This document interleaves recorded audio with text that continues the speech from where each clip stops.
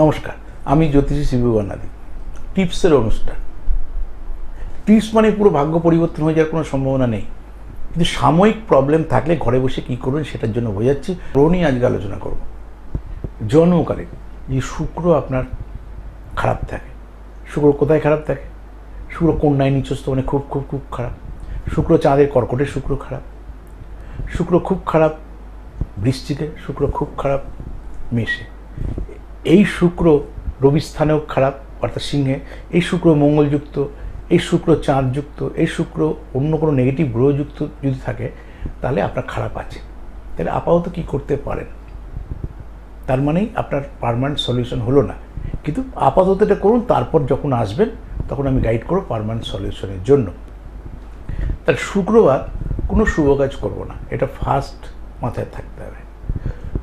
যদি মাথায় রাখি যে আমি পড়াশোনার সঙ্গে যুক্ত আছি, চেষ্টা করব দক্ষিণ দিকে মুখ করে শুক্রবার এডুকেশন করার। এডুকেশন তো 24 ঘন্টা বন্ধ রাখতে পারবো না, উচিত না। আপনার দক্ষিণ দিকে মুখ করে ল্যাপটপ বা অনলাইন অপারেট করা, আর আদার্স অ্যাক্টিভিটিস পশ্চিম দিকে।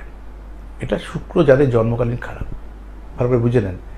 পাশাপাশি হচ্ছে রামবাসক গাছ পাওয়া যায়, সেই রামবাসকের গাছ একটা টবে পুতুন। রামবাসকের গাছে পূর্ব দিকে মুখ করে আপনি জল দিন, নিজের নামগোত্র বলে 11 বার নিজের নামগোত্র বলে জল দেবেন।